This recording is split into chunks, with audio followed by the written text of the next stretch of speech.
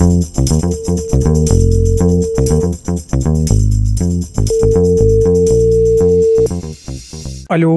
Alo. ne haber abi? Ya benim işte işler birazcık gene demeyeyim artık, bunu söylemekten de sıkıldım da aslında işte ülkedeki ekonomik durumu düşündüğünde böyle olmaması anormal. O yüzden de ben de birazcık başka şeylerle ilgilenmeye başladım işte. Yazarlık hikayem benim bir yaklaşık işte 15-16 senedir var. O işleri böyle biraz pasif almıştım, işte başka bir sayfa üzerinden yazıyordum vesaire derken birazcık da aslında hem kafam dağılsın hem de farklı ilgi alanlarımla ilgili bir aktivite olsun, bir değişiklik olsun diye takip ettiğim sayfalardan falan da karşıma bazı yarışmalar çıktı. İşte şiir yarışması, hikaye yarışması falan gibi şeyler. İşte onlarla bir uğraşıyorum. Birazcık da en azından hani zaman öldüreceğime kendim için de faydalı ve sevdiğim bir şey yapayım istedim. Tabii bu arada bunları etraftaki arkadaşlarla falan konuşurken herkesin aslında bu zamanla alakalı bir sıkıntısı var. Özellikle işte mesai çalışan insanlar için. Yani herkesin bir zamansızlıktan şikayeti var ama bazı insanların gerçekten kendine zaman ayıramamakla alakalı var. Bazı insanların hobilerine zaman ayıramaması ile ilgili var. Bazı insanlar bunu birazcık sanki mazeret olarak kullanıyorlar. Hani bir şey yapması yok kimsenin de. Onlar sanki birazcık da ya hani zaman olsa yapardık. Biraz o zaman boş zamanı zaten ihtiyacım var bunu yapabilmek için. Yani boş zamana ihtiyaç var ama yani aslında bence konuşulması gereken konu zaman mı yoksa buna mental olarak hazır olmak mı? Bir şey yapmaya. Yani herhangi bir şey olabilir bu. Boş zamanla buna hazır olmak birbirinden kopuk şeyler mi? İkisi birbirinden farklı şeyler değil ki bence. Ya şöyle, ben şey diye bakıyorum. Şimdi bir dış şartlar ve imkanlar var. Bir de iç şartlar var. Dolayısıyla da iç şartlar bence hazır olmadığı noktada dış şartların değişimi bir şey ifade etmiyor. Yani sen bir şey yapmak istemediğin noktada ki yani eski zamanları hatırla. Üniversite zamanında falan böyle şey oluyorduk ya, hani çok boşta kaldığımızda böyle bir atalete sürükleniyorduk da bir yoğunluk olunca böyle birden bütün işlere birden dalıyorduk da normalde üşendiğin şeyleri bile yapar oluyorduk. Ne bileyim, ev temizliğine üşeniyorsun mesela. Böyle birazcık daha yoğunlaştığında o evi de temizleyesin geliyor. Yani atalet ataleti getiriyor, harekette hareketi getiriyor gibi sanki. Tamam, atalet öyle ama o boş zamanın olmasa zaten bunları yapmayı düşünecek bir ruh haline nasıl gelebilirsin ki böyle hani onları yapmak istemeyi, onu nasıl arzular bir insan? Bir boşlukta kalman lazım, bir düşünmeye başlaman lazım. Bir yaratıcı bir sürece girmen lazım ki ben oturayım böyle bir şey yapayım demen lazım, değil mi? Ya daha doğrusu onun öncesinde bence içinde bulunduğun durumdan önce bir rahatsız olmak lazım. Yani diyelim bunu bulamıyorsun ve bir şey de yapamıyorsun. Yani ilk önce böyle bir şeye ihtiyacın var, yok. Buna bir karar vermek lazım. Sonra senin dediğin kısım bir hani fikir oluşturmak. Ne yapabilirim ben? Nelere eğilimim var? Ya da başka ne konularda kendimi geliştirebilirim gibi bir durum var. Tabii ki bunun için bir salt zaman lazım ama bunun için gereken zaman belki süreli bir zaman. Yani süreli derken Süre olarak zamandan bahsetmiyorum. Yani bir boşlukta kalman lazım ve bir can sıkıntısı yaşaman lazım bunun için ki böyle bir ihtiyaç duyasın. kesinlikle, ama bu bir kez bile olsa yeterli olabilir. Yani düşünmek açısından. Bir can sıkıntısı yaşaman lazım önce, değil mi? Ya evet, evet, aynen öyle. O can sıkıntısını yaşayabilmen için de bir boşta kalman lazım. Yani boş zaman derken kastettiğim şey o. Bir ne yapacağını bilememen ve oturup düşünmeye başlaman. Bir yaratıcı bir sürece girmen, bir problem çözmeye yönelmen lazım. Aslında canın sıkılması lazım yani. Aynen böyle. Canının sıkılması lazım değil mi bunun için? Hı hı. Şimdi bu can sıkıntısı dediğimiz şey de iki tür ya. Bir tanesi bir sıradan can sıkıntısı dediğimiz, yani otobüs beklerken veya işte birisini bekliyorsun. Doktoru bekliyorsun. Onu beklerken yaşadığımız bir sıradan can sıkıntısı var. Bir de derin can sıkıntısı dediğimiz bir hikaye var. O derin can sıkıntısı işte bizi o hayatın anlamını sorgulatan, yaratıcı bir düşünme sürecine iten, problem çözmeye yönelten süreçte o zaten, değil mi? Bu bütün büyük sanat eserleri, edebi eserler hep böyle çıkan şeyler aslında. Büyük fikirler de özetle. Dolayısıyla böyle bir sıkılma hali lazım bize, değil mi? Ben yanılıyor muyum orada? Bilmiyorum. Yo, doğru. Bu fikre aslında erişebileceğin o boş zaman ya da işte o can sıkıntısını duyabileceğin kadar özgür, serbest zaman diyelim biz ona. Bir süre lazım. Ama ve lakin o fikir diyelim geldi. Ondan sonrasında o gelen fikri belli sayıda pratik yapabilmek için, geliştirebilmek için artık bir kursa mı gideceksin? Bir el işiyle ilgili bir şey mi? İşte hobi mi? Yazacak mısın? Çizecek misin? Ne yapacaksın? Bununla alakalı sonraki periyotta sürdürülebilir bir şekilde zaman ayırabiliyor olman lazım. Haftada şu kadar saat diyelim ya da günde bu kadar saat, dakika neyse. Senin o ilk başta söylediğin yani o iyi fikri bulabilmek kısmı için bir zaman bence herkes tarafından yaratılabilir. Öyle ya da böyle yaratılabilir. Bayramda, seyranda bir şey de yaratırsın yani. O işte senin o hazır olma diye tarif ettiğin şeyi iyi kastediyordum orada aslında. Yani bunu gerçekleştirmek için bulunan zamandan bahsetmiyorum. Ama bu arada hazır olma kısmında da abi şöyle düşün. Aslında bunu ilk önce bir düşünebilmek için yani benim bir şeyler yapmam lazımı düşünebilmek için de bir mental hazırlık gerekiyor. Bence normal mesai içinde bile fark edebileceğim bir durum. İlla böyle özgür bir zaman olması gerekmiyor. Hatta artık sadece zaman mı gerekli emin değilim. Hani maddi bir güç de gerekiyor gibi sanki birçok şey için. Bazı şeyler için değil ama birçok şey için gerekiyor. Abi bu demin söylediğin gavurlar free time diyorlar. Serbest zaman diyorlar. Biz boş zaman diye niteliyoruz onu. Bu felsefede de çok tartışılan bir konu. Aristo mesela bu boş zamanı dinlenme veya eğlence olmadığını söylüyor.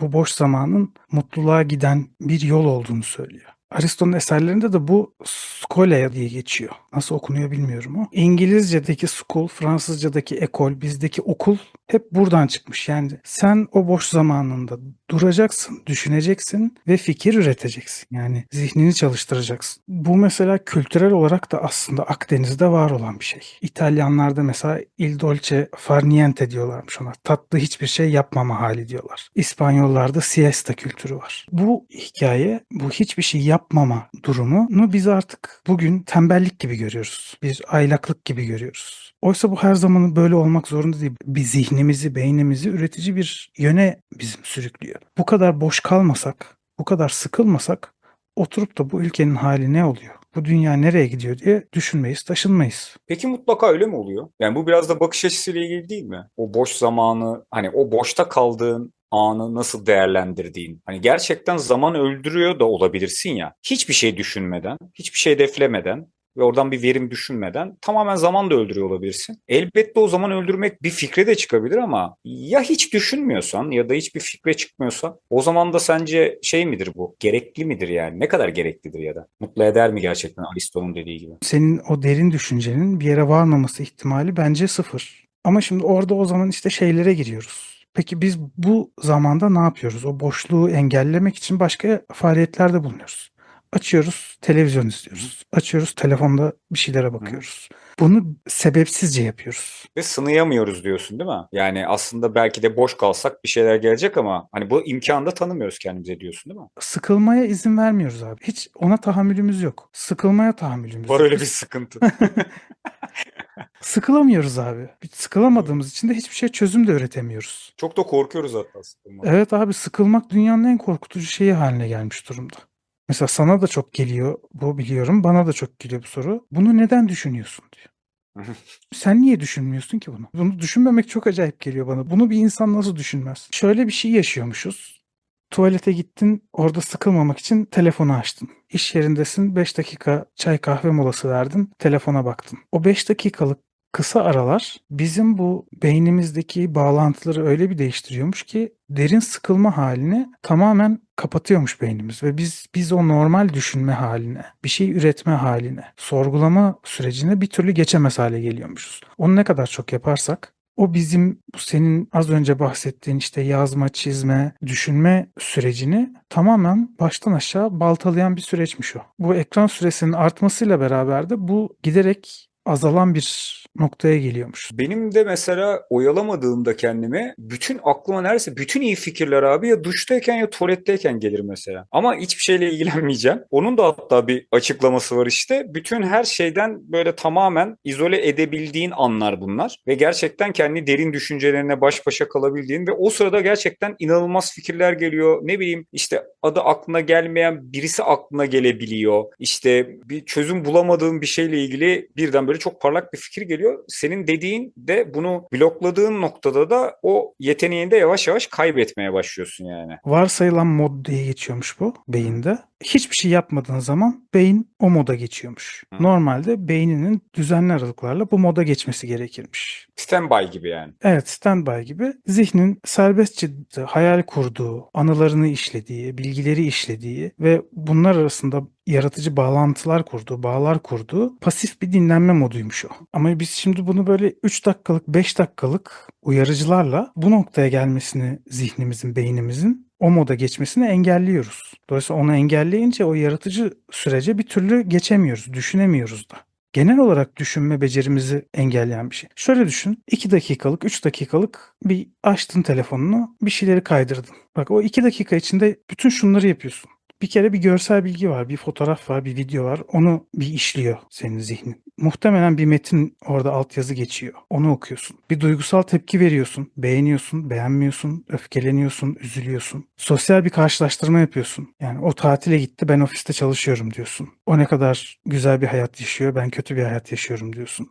Bir sonrakine bakayım mı, bakmayayım mı, kaydırayım mı, kaydırmayayım mı diye bir karar alıyorsun. Beynin sürekli bir yoğun çalışma halinde kalıyor. Hiçbir zaman o standby moduna geçemiyor. Durgunluk moduna, varsayılan moduna gelemiyor. Bu çok sıkıntılı bir durum bence. Abi kesin katılıyorum. Birebir aynı düşünüyorum. Sadece diğer tarafta da sıkıntılı maalesef bir durum var. O da şu. Diğer taraf dediğin hangisi? Diğer taraf yani aslında o düşünmek için çok vaktinin olduğu ve kendine izin verdiğin anda sıkıntılı durum varken şöyle potansiyel olarak sıkıntılı. O da şu. Eğer oradaki o düşünme şansını, imkanını bir şekilde yaratıcı bir şeyle dolduramıyorsan ya da yani yönlendiremiyorsan diyeyim, dolduramıyorsan demeyeyim de yönlendiremiyorsan yaratıcı bir şeye doğru. İşte ilgi alanların pek yoksa, hobi vesaire gibi yeteneklerin ve bunlarla alakalı olmazsa o zaman da o düşünce bulutu seni boğmaya başlayabiliyor. Benim sohbetlerde de duyduğum, birebir de şahit olduğum, hatta bazen kendimde de yaşadığım öyle bir şeye girme, bir döngüye girme ihtimali de oluyor. Şimdi ben mesela bunu şöyle çok karşılaştırabiliyorum. Çok yoğun olarak çalıştığım zamanla son 10 yıldır çok daha rahat çalıştığım zaman arasında tabii ki şey açısından çok dağlar kadar fark var. Yani düşünebilme imkanı ile ilgili. Ve o yüzden de evet çok mesela üretken bir dönem oldu benim için bu son 10 sene. Sadece yaptığım işle alakalı değil, farklı farklı şeylerle alakalı da. Ve tabii ki geçmiş dönemdeki o suni bloklanma, gereksiz gündem, gereksiz yoğunluk, gereksiz meşguliyet. Yani işle alakalı da öyle işte yolda, trafikte vesaire yani aslında tamamen çalışıyor olmaktan gelen ve hiçbir anlam ifade etmeyen, işin angarya boyutuyla alakalı olan kısımlardan şimdi izole olduğun noktada şeyi de fark ediyorsun. Evet, oradaki o aktivitelerin hepsi bir yandan senin gerçekten düşünmeni engelliyor. Bu bir tespit ve bence çok kötü bir şey. Ama bunların tamamen ortadan kalktığı noktada da bu yaşına kadar hangi yaştaysa o kişi, benim üzerimde tabii ki konuşmuyoruz zaten. Hangi yaştaysa o yaşa kadar sürekli bir şeyler düşünme, bir şeylerle meşgul olma. Yani çocukluk evresi bittikten sonra okulla başlayan sürekli bir okul, ödev, ders, bir şey. Yani üniversite bitene kadar sonraki sürekli bir şeylerle meşgul olma hikayesi var ya. Genel hayatın getirdiği şeyler sonuçta hep böyle daha zorlayıcı, daha zorlayıcı oluyor. Üstüne şimdi işte sosyal medya falan falan gibi yani aslında sözde kendini rahatlatacakken insanlar zaten daha da bir bombardımana tabi tutuyorlar vesaire ama bir yandan da bunların hiçbirini yapmadığını varsaydığın noktada o zaman da kendi kendine yalnız kaldığında gerçekten mutlu böyle hayatı yaşamaktan keyif alan bir insan değilsen, bazı şeyleri hayatında oturtamadıysan, negatiflikler pozitifliklerden fazlaysa mesela bu dünyanın en ağır yükü olmaya başlıyor abi. Çünkü bu sefer de o negatifliklerin içinde boğulmaya başlıyorsun. Yani kendinden diyelim memnuniyetsizsin, daha da memnuniyetsiz oluyorsun. Ya bir esnafsın mesela, tamam mı? Bir de işlerin diyelim kötü gidiyor. Şimdi o sırada senin bol vaktin varsa, yani sürekli bir sirkülasyon olmayan bir iş yeri ise seninki, o senin işlerinin kötülüğü senin gözünde gittikçe büyüyor. Ya kötü bir ilişkinin içinde misin mesela, işte bir evlilik olabilir, normal bir ilişki olabilir, fark etmez. Orada çok boş vaktin var mı abi? O kötülük üstüne çöküyor. Ama işte seyahat ediyorsun, çalışıyorsun vesaire vesaire, o zaman daha farklı oluyor. Ama işte o senin üstüne çökmediği zaman bir çözüm de üretmiyorsun. Onun çözümünü üretebilmenin tek yolu o orada boğulmak. O boğulmaya katlanamayıp da 5 dakikalık mikro molalarla veya işte 2 günlük hafta sonu tatilleriyle o yükü kaldırılabilir kıldığın zaman işleri kötü giden esnaf 2 sene sonra batıyor abi. Evet abi bak zaten ben şimdi madalyonun öbür yüzünü konuşuyorum. Sadece iki tarafı da hem de çok derin bir şekilde yaşayan bir insan olarak bununla alakalı farkları da hissedebiliyorum. Yani mental farkları da. Bu pandemi zamanında mesela dediler ya mesela boşanmalar çok arttı falan gerçekten de öyle. Ve bunu daha çok şeye bağladılar mesela. Artık insanlar yan yana daha çok zaman geçiriyorlar. İşte eşler hatta çocuklar da falan. O yüzden de o aradaki işte iletişim problemleri daha da derinleşti falan. Ben asıl büyük etkiyi şey olarak düşündüm. Yani insanların o standart oyalanacağı şeyler. Yani işte sabah kalktığın andan işten akşam eve gelene kadar ki o bütün döngü bir şekilde insanı aslında içinde bulunduğu negatif durumdan azade kılıyor. Yani değilmiş gibi geliyor. Ben bunu yaşadım ve şimdi düşündüğüm zaman bir mal gibi hissediyorum kendimi aslında. Ama ve lakin bu sürdürülebilir bir şey mi? Kesinlikle hayır. Yani oyalanma mevzusu, zihnin problemli durumları düşünmeme, işte kafayı kuma gömme de istersen buna, istersen bir şeylerle örtme de. Bu tabii ki sağlıksız bir şey ama diğer tarafta da bir şey gerekiyor. Oraya da bir hazırlık gerekiyor. Ama işte bu uzun vadede de yani o bir hazırlık gerekiyor ama bu bir pratik abi. Yani bu şey gibi ağırlık kaldırmak gibi düşün bunu abi. İşte önce 1 kiloyla başlarsın, sonra 5 kilo olur, Öyle. sonra Tabii 15 tabii kilo olur, kesinlikle. sonra 50 kilo kaldırırsın, 100 kilo kaldırırsın. Evet evet kesinlikle. Şimdi sen bundan kaçtıkça beynindeki o bağlantıları da kopardığın için ama yokuş aşağı gitmeye de devam ediyorsun. Kesinlikle. İyice dibe gittiğinde hiçbir şekilde işin içinden çıkamaz hale geliyorsun. Çünkü o düşünme pratiğini kaybetmişsin. O becerilerini köreltmişsin. Dolayısıyla da artık yapayım dediğin noktada da yapamaz bir hale geliyorsun. Kesinlikle. O bir yeti ve geliştirilen bir şey ya da sönümlenen bir şey. Bu da nörobiyolojik bir şey bu arada. Ve gerçekten beyindeki belli alanlarla alakalı karmaşık işlemler. Yani o hani anlaşılması zor kitaplar, anlaşılması zor filmleri insanlar izledikçe oradaki o bölge daha da aktifleşip daha da gelişirken tam tersini yaptığın noktada o yavaş yavaş fonksiyonu da kaybetmeye başlıyor. Çünkü zaten beyin için maliyetli de bir bölge o. Fazla kalori yakan bir bölge neticede. Kapatıyor yani sistem kendini. Ve bu mesela böyle doğal bir süreç sonucu bu hale gelmemiş. Tarihe baktığın zaman bu sanayi devrimiyle beraber gelişen bir şey bu. 19. yüzyılda bu boş zamanın, insanların yaratıcı olduğu, kendini gerçekleştirdiği zamanın bir pazar olduğunu keşfediyorlar. İlk mesela biletli müzikoller, tiyatrolar bu fabrika işçileri ortaya çıktıktan sonra onların düşünmesinler bunlar diye kurulan yerler. Hem de bir para kazanıyorlar artık. Harcayabilecekleri de bir imkan oluyor. Hem de işçiye verdiği parayı geri alıyor oradan. Evet evet. Mesela 1888'de İngiltere'de futbol ligi de tamamen bunun için kurulmuş. Cumartesi günleri biz işçileri meşgul edelim, bilet satalım, paralarını alalım deyip kurdukları bir endüstri aslında. Hala da çalışıyor yani. Böyle tıkır tıkır hem de. Dünyada bu kadar çalışan bir sistem yok yani. Bu akıllı telefonlarla filan da bütün bu sistem, bütün bu ekonomi bir anda işle dinlenme arasındaki sınırı kaldıran bir süreç oldu. Her an ulaşılabilir hale geldi. Her an ulaşılabilir hale geldin. Bir de aynı zamanda bu telefona baktığın zaman sen artık bir tüketicisin, sen müşterisin. Aynı zamanda da bir çalışan haline geliyorsun. Yani o kullandığın platform, baktığın platform neyse sen onun bir ücretsiz, para almayan çalışanısın abi. Çünkü sana Doğru. senin üzerinden reklam satıyor. Tabii O tabii. oradan para kazanıyor. Sen ona baktıkça o para kazanıyor. Bakmazsan para yok. Sen ne kadar bakarsan o kadar para kazanıyor. Sen de mal oluyorsun. Aslında baktığında herkes az çalışmak ve çok kazanmak istiyor. Yani birim zamanda ki gelirini maksimize etmeye çalışıyor. Ki zaten sistem de bunu sürekli empoze de ediyor. Yani bütün hayat amacı bunun üzerinden yürüyor bence şu anda. Romantize etmeye gerek yok yani. Dünya böyle dönüyor. Şimdi bu noktada belli zorlanmalar gerekiyor. Yani senin az önce o fikirle alakalı söylediğin zorlanma sonraki süreçte de diyelim ki bir işte hobin üzerinden bir şey yapıyorsun. Bu sosyalleşmeyle birlikte seyreden işte hani yemek kursu, dans kursu falan gibi mevzuları bir kenara koyuyorum. Onlar da bana sorarsan yine tüketim toplumunun bir şekilde dayattığı şeyler ve öyle ya da böyle o işte kurslar sonrasında o gecelere dönüyor. İşte birlikte vakit geçirmeler falan. Yani sürekli bir ekonomik canlılık yaratılıyor bunun üzerinden. Ve zaten bu işte dernekleri kuranlar, kursları açanlar vesaire artık hani o kadar böyle net bir modele oturmuş durumda ki şimdi çok girmeyeceğim, uzatmayacağım ama hani bir müzik korosundan tut da dans kursuna kadar, bir seramik kursundan tut da işte yemek kursuna kadar hepsinin işleyişi birebir aynı abi. Bak, konular farklı ama her şey birebir aynı. Çünkü bir endüstri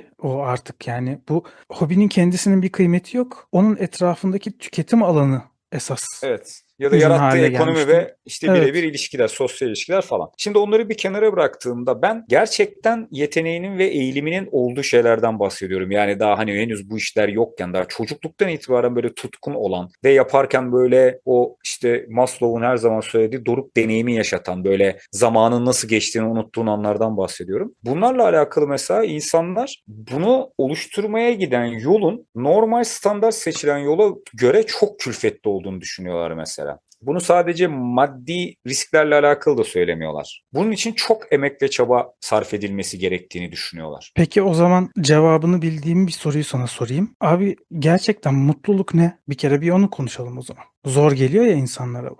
Abi şimdi mutluluk kavramı çok çok yani farklı farklı kişiler tarafından, farklı kaynaklarda çok farklı konuşuluyor ama işte yol diyen var. Ee, Yani bir erişilecek bir yer değil, o yolun kendisidir diyen var. İşte duygu durum gibi bakanlar var. Hayatın aslında içindeki nasıl ki öfke, kızgınlık, sevinç gibi farklı duygu durumları var. Bunun gibi tanımlayanlar var. Yani şu anda hani başka tanımlar da var ama bu ikisi en bana sorarsan muteber diyeyim. Yani ben ama ulaşılacak bir şey olduğunu düşünmüyorum. Çünkü zaten o kalınacak bir yer de değil. Yani mutluluk şu değil midir abi?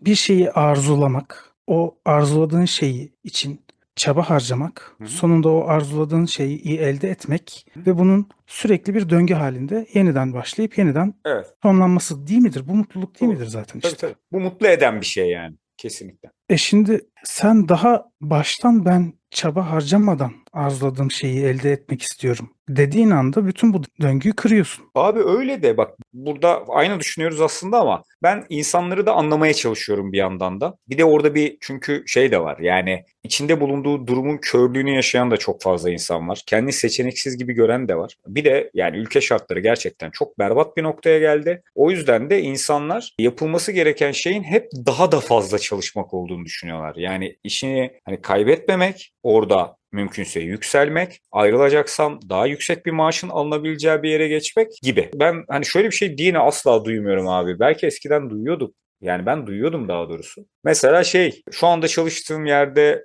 işte stresim sorumluluğum fazla. 1.000 lira maaş alıyorum. Ama bu kadar stresi sorumluluğu kaldırmak istemiyorum. Dolayısıyla ben 500 lira maaş alabileceğim bir yere geçmeye karar verdim diyen insanlar ben duyardım farklı yaşlardan. Şu anda ben ya çok uzun zamandır böyle bir şey hiç duymadım abi. O yüzden de ana artık hedef kesinlikle ama kesinlikle kar maksimizasyonu. Bu bütün hani kapitalizmin zaten özü biliyorsun. Sen hani benden de iyi biliyorsun. Ama bir yandan da insanların bireysel olarak da bütün hedefleri bunun üzerinde artık. Yani bunun dışında pek bir şey yok ve bu hani deminden mutlulukla ilgili konuştuk ya. Mutluluğun formülü çok açık abi. Yani insanlar için. Para. Para ve paranın sağlayacağı bütün işte güç, imkan ne dersen de sosyal ilişki, ikili ilişki hepsi.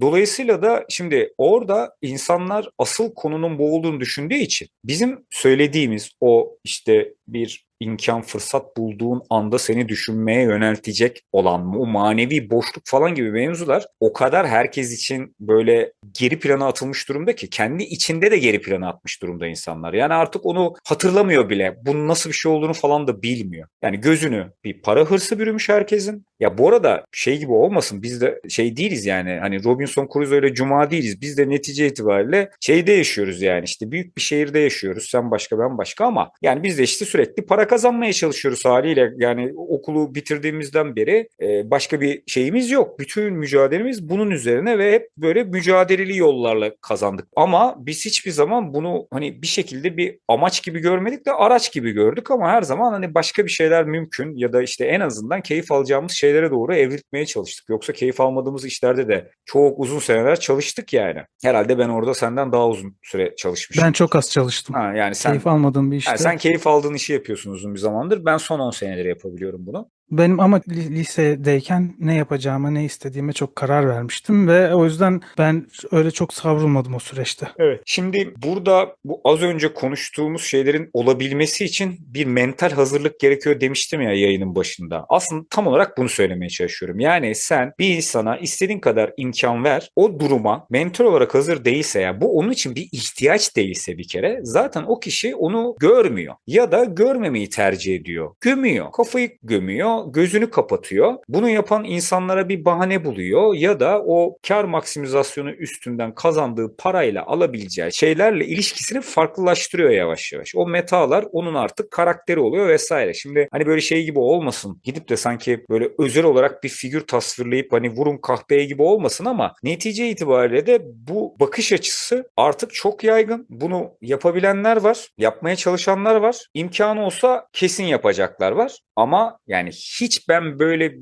bu taraklarda bezim yok, benim bunlarla alakam yok diyen insan sayısı artık parmakla gösterecek kadar az bence. Şimdi bu doğrultuda da zaten o zaman işte bu manevi boşlukla ilgili olan durumlar, o büyük fikirler, o az önce yine yayının başında söylediğin o işte büyük resimler, büyük edebi eserler, o büyük fikirler onlar bir şekilde zaten o yüzden çıkmıyor. Aslında biraz da ondan çıkmıyor işte. Yani onu söyleyeceğim. Bir boğulman lazım o sıkıntının içinde ki sen kendini düşün. Benim sürecim öyle olmadı ama sen dedin ya ne kadar zorlu yollardan geçtin. Boğulmasaydın bugünkü olduğun noktada olabilir miydin? Ya hep onu diyorum bu arada yani şeye çok şükrediyorum kendi kendime yani biliyorsun şükür bana çok uzak bir kelime ama hani 10 sene önce resmen şükrü cümle içinde kullandım. Neyse bak ne kadar mutluyum demek ki olan durumda. İşte bunlar hep yaşlılık alameti. Aynen.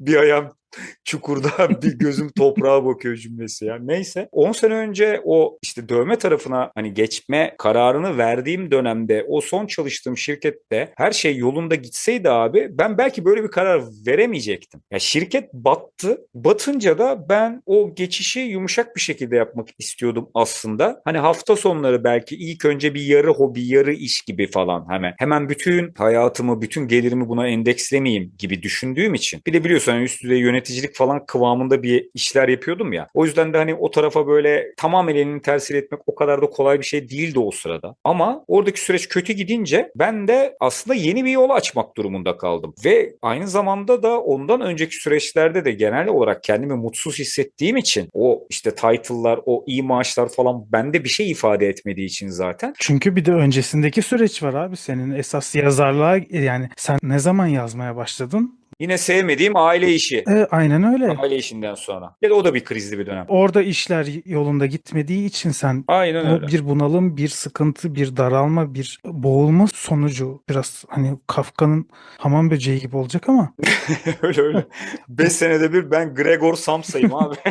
Yapacak bir şey yok. Öyle yani. o bunalımların sonucunda kendi kendine kalıp da düşünmenin sonucunda bu noktaya geliyorsun. Şimdi Kesinlikle. ona izin vermediğin noktada, o sürekli beynini başka ıvır zıvırlarla meşgul ettiğin noktada o içinde bulunduğun çukurdan da bir türlü çıkamıyorsun. Elbette. Bir de şey de var abi. O seni mutsuz eden bir döngü ya mesela. O döngüyü farklı versiyonlarla devam ettirmeye çalışmak da dünyanın tabii ki en mutsuz edici şeyi. Yani A şirketinden B'ye geçmek, B'den C'ye geçmek gibi. Dolayısıyla da orada hani zannediyorsun ki tedbiri mekanda ferahlık vardır.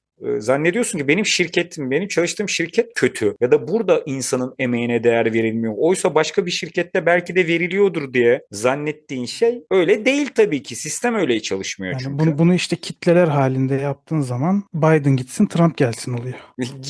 Gibi. O yüzden de senin dediğine %100 katılıyorum. Galiba biraz da şöyle bir durum da var abi. Neyi istediğini bulabilmek için de ilk önce neyi istemediğini bir netleştirmek gerekiyor ya. Ya bu da biraz tabii tecrübeyle sabit oluyor. Yani hani bu böyle oturup da sadece düşünerek varılacak bir durum değil. Çünkü dediğim gibi içine girmediğin noktada her şey cazip gelebiliyor insana. Zaten neticede büyük bir oranda paranın hükmettiği bir dünyada yaşadığımız için de oradaki o imkanlar, o işte şeyler, o title'lar, o işte maaşlar, o kart vizitler herkese de cazip geliyor. Yani bana da vakti zamanında şimdi baktığım gibi bakamıyordum. Yani biraz da şey gibi bir şey oluyor galiba abi. İçinde bulunduğun o kötü durumun iyi taraflarını görmeye çalışıyorsun. Kendi kendine biraz da avutmaya çalışıyorsun. Yani diyorsun ki hani bu kısımlar kötü ama en azından buyu var. Ve hani bunlar da netice itibariyle işte atıyorum toplumun büyük bir kısmında böyle bir imkan yok diyorsun falan filan. Yani insan kendi kendine içinde bulunduğu durumun iyi taraflarını görmeye odaklıyor abi bir şekilde. Çünkü zaten diğer türlü de bunalımdan çıkamazsın. Yani bu biraz da böyle bir şey haliyle. Yani bu yaşadığın yer için de geçerli. İşte etrafındaki sosyal çevren için de geçerli. Bütün mecburi ve sonradan seçtiğin ilişkiler için de geçerli. Ama tabii ki şöyle bir gerçeklik de var. Bir durumun içindeyken bunu mikro ölçekte bence o mental sağlığını koruyabilmek için evet iyi taraflarını görmelisin ama bir de makro ölçekte yani uzun vadeli bir plan yaparken, hayatın tamamını planlarken, tırnak içinde emeklilik planı bile yaparken o makro şeyi görüp de bir şekilde beni gerçekten işte ne mutlu edecek, ben neyi sürdürebilir olarak yapmak istiyorum falan diye düşünebiliyor olmak lazım. Çok uzun konuştum ama son bir şey daha söyleyeceğim abi. Şimdi bu emeklilikle alakalı olan durumlar tabii ki eski şartlardan tamamen uzaklaştı ya. Yani gerek yaşla alakalı, gerek maaşlarla alakalı bir de ikramiye bilmem ne. Hani bu bir hayat sigortası değil artık. Ve erken yaşta emekli olup da hani sonra ilerleyen yaşlarda rahat edebilirim gibi bir durumda artık olmayacak gibi görünüyor bu ülkede. O yüzden de artık sevmediğin bir işte çalışmak eskisine göre daha büyük bir eziyet. Çünkü belki de 65 yaşına kadar çalışmak zorunda kalacaksın o işte. Yani eskisi gibi 40'ta 45'te emekli olamayacaksın. Ya da daha doğrusu tamamen emekli olabildiğinde o zaman da bir şey yapmaya artık ne gönlün olacak ne de fiziksel olarak imkanın olacak. O yüzden de bence burada bu işte boş zaman hikayesini, boş zaman diye bizim adlandırdığımız işte özgür zaman diye düşündüğümüz şeyi hem mesleki olarak hadi bunu yapamıyorsak yani ayrı bir mesleğe geçemiyorsak herkesin bir yeteneği olmak zorunda da değil ya da işte her şey bir imkan meselesi biraz da ticari olarak bir başarı elde edebilecek bir potansiyel de olması lazım. Bunu da yapamıyorsak yine de hayatın en azından daha güzel ve dolu dolu olabilmesi için işte belli hobilerle ilgileniyor olmak lazım ve bunlar için de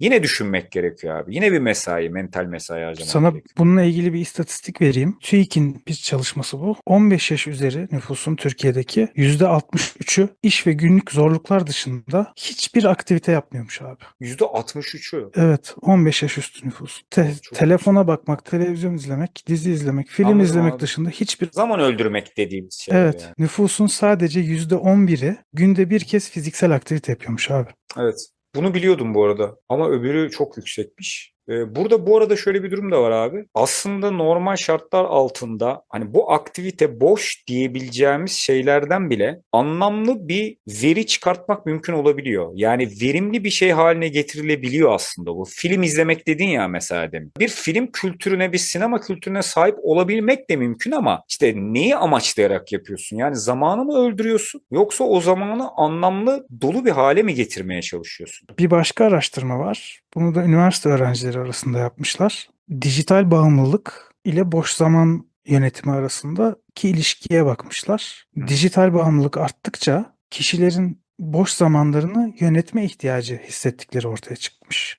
Yani böyle bir algıya sahip oldukları ortaya çıkmış. Nasıl anladın sen onu? Yönetmek derken yani ben bunu yönetemiyorum diye mi düşünmeye başlamışlar? Benim çok fazla boş vaktim var. Bunu Ha. değerlendirmem lazım diye bakıyorlarmış. Ama değerlendirmek konusunda yaptıkları şeyin yani onu ne kadar kaliteli doldurdukları boş zamanı ve bundan ne kadar tatminle oldukları ile ilgili bir çalışma henüz yok. Yani ben görmedim. O da ama zaten çok göreceli bir şey olur be abi. Yaptığın şeyden ne kadar tatmin oluyorsun, ne kadar seni mutlu ediyor mevzusu Geçen hafta konuştuk. Instagram kullanıcılarının %70'i kendini beğenmiyor demiştim. yaptıkları şeyden keyif almıyorlar, tatmin olmuyorlar. Yani Instagram'da geçiriyor vaktini ama mutsuz oluyor. Abi zaten ondan yani çok uzun zaman geçirip de gerçekten ya ben bundan da mutlu oluyorum diyen insanın zaten bence akli melekeleri yerinde değildir. İnsanlar ondan gerçekten mutlu olmadıklarını biliyorlar bu arada. Zaten garip bir hissiyat oluyor ya. Bazen ben de çok düşüyorum özellikle Twitter'a.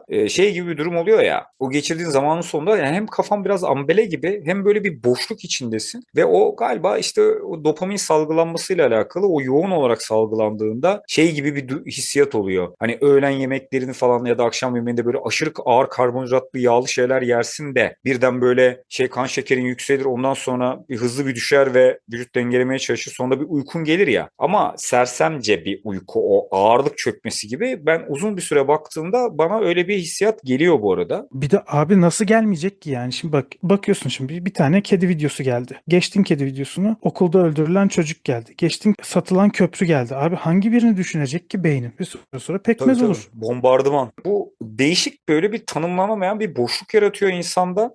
Yani ben mesela dijital okuyorum kitapları ve ben hani odaklanma problemi yaşayan biri değilimdir genel olarak. Hani bir de yaptığım iş dövme falan da çok odaklanmayla alakalı ya. Yani dolayısıyla ben iyi odaklanabilen biriyimdir. Hep öyleydim yani çocukluğumdan beri. Abi bir saat Twitter'a bakayım, yarım saat Twitter'a bakayım. Ondan sonra kitaba başlayayım. Yemin ederim ilk 10 dakika kitaptan hiçbir şey anlamıyorum abi. Çünkü aklın öbür tarafta. Aynen ve o bana ya çok şey geliyor, monoton geliyor. Aklım ya öbür tarafta gerçekten reel olarak konuyu düşünüyorum ya da onun o salgılattığı o hormonla o kimyasal döngü bir şekilde dengeye gelene kadar odaklanamıyorum abi. Anlayamıyorum. Yani bazı sayfaları geri dönmek zorunda kalıyorum ya da normal okuma hızımdan çok daha yavaş okuyabiliyorum, yavaş anlayabiliyorum. Aslında tırnak içinde beni aptallaştırdığını hissediyorum yani o sırada. Yani ve bunu tersini denediğimde hiç bakmadan okumaya başladığımda sanki böyle hani dünden bu yana hiç ara vermemişçesine böyle tıkır tıkır tıkır tıkır devam edebiliyorum. Yani insanın gerçekten zihinsel faaliyetlerini ciddi ciddi blokluyor abi bu sosyal medya denen. Girelim mi bu işin ekonomisine, istiyor musun? Olur abi. Şimdi şeyi çok konuşuyoruz ya, hani bu sosyal medyada insanlar Hı. oradan bir de para kazanmaya çalışıyorlar diye. Ha, evet evet. Sektörün Türkiye'deki tahmini büyüklüğü 160 milyar gibi bir para. Sosyal medyanın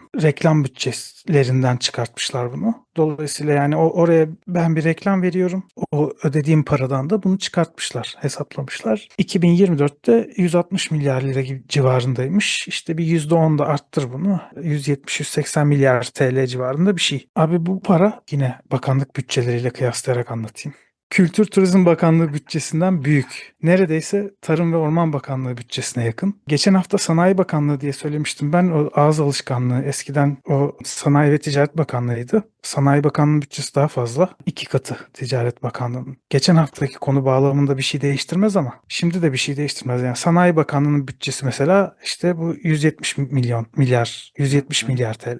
Sanayi Bakanlığı'nın bütçesiyle neredeyse kafa kafaya. Ama burada dönen paranın %5'i Türkiye'de kalıyor abi. Geri kalanı bu Facebook, Instagram'ın Meta'sına gidiyor. Twitter'ın Elon Musk'ına gidiyor. Dolayısıyla o 170 milyar TL'nin 160 milyarı bir kere yurt dışına gidiyor. Bu ne demek? Bu şu demek.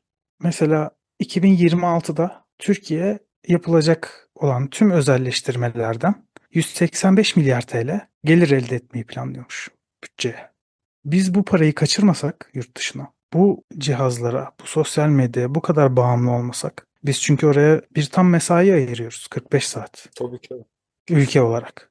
Bu kişi başına Haftada 45 saat. bu kişi başına düşen bu arada. Sen şunu diyebilirsin. Abi ben 5 saat bakıyorum diyebilirsin. Ama sen 5 saat bakıyorsan birisi 45 saat değil 85 saat geçiriyor onun başında demek. Gibi. Tabii tabii. Dolayısıyla oradan para kazanacağız diye, bireysel olarak para kazanacağız diye ülke olarak inanılmaz bir para kaybediyoruz. Başka bir şekilde anlatayım. Hesaplaması da kolay olsun, şeyi de kolay olsun diye daha da yuvarlayacağım. 200 milyar TL diyelim bu paraya. Mesela biz bu parayı sosyal medya yüzünden kaybetmesek, yani vaktimizi boşa harcamasak sosyal medya ile ve bu parayı emeklilere dağıtsak, 16 milyon 990 bin, yani 17 milyon emekli var. Bu emeklilerin aylık geliri 1000 lira, daha fazla olabilir. Bu emekli maaşına %5'lik zam demek. Bunun için kıvranıyor emekliler şu anda.